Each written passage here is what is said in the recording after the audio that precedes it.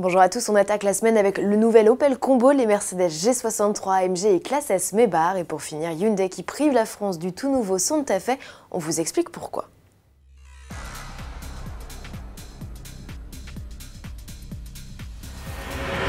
Révolution sur le segment des Ludospace. Après le Citroën Berlingo et en attendant le nouveau Peugeot Partner, Opel dévoile la plastique de son nouveau Combo. Une 5e génération qui, à l'instar de ses cousins français, n'a plus rien de commun avec son aîné.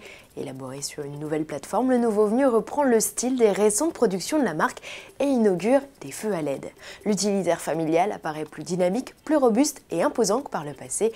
Il est désormais disponible en 2 dimensions, une version courte de 4,40 m avec un volume de coffre de près de 600 litres et une déclinaison longue de 4,75 m avec un espace minimum de chargement de 850 litres. Dans les deux cas, Opel propose 5 ou 7 places, format banquette ou sièges individuels, avec une ou deux portes coulissantes.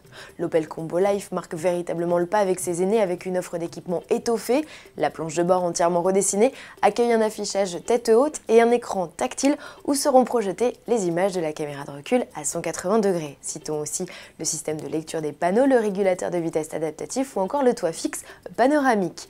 Le Combo hérite par ailleurs d'un anti-patinage et d'un dispositif capable d'alerter à basse vitesse de la présence d'un obstacle latéral. Sous le capot, Opel partage ses mécaniques avec les Partner et Berlingo. Le Combo se décline donc avec des blocs de 75 à 130 chevaux. Il profitera aussi de la boîte auto à 8 rapports, un Ludospace livrable au second semestre 2018 que l'on ne croisera pas à Genève, à l'inverse des Peugeot et Citroën, et pour cause, Opel est absent du salon. Frustrant aussi de savoir que le nouveau Santa Fe, pourtant présenté lors de la Grand-Messe suisse, ne sera pas vendu en France. La 4e génération du SUV, dont on a découvert les premières images début février, est trop impactée par le nouveau barème du malus écologique. Depuis le 1er janvier, il taxe les véhicules émettant des 120 grammes de CO2 par kilomètre. L'Hexagone sera donc le seul pays européen où il ne sera pas possible d'acheter le modèle, on l'espère dans un premier temps seulement. Pour finir, 2 autres nouveautés à croiser dans les allées de l'événement genevois. Il s'agit de 2 modèles Mercedes. L'un a fait sa première apparition aux États-Unis, c'est le Classe G. Il débarque à Genève dans sa version vitaminée AMG. Au programme pour l'iconique SUV, un V8 4 litres biturbo dont la puissance culmine à 585 chevaux et le couple atteint les 850 Nm des 2500 tours minute.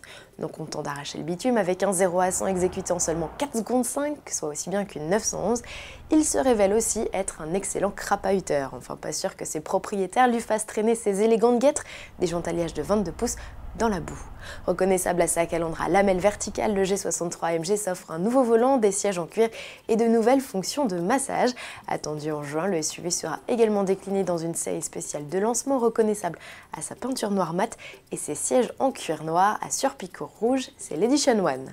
Et comme si le stand Mercedes n'était déjà pas assez fourni avec la présence des Classe A, CLS et Classe C restylés, le constructeur emmène aussi sa Classe S Maybach. Dévoilée il y a 4 ans, la luxueuse limousine s'offre un petit restylage et gagne dans sa transformation une nouvelle grille de calandre, d'inédites jantes et une livrée Biton en option.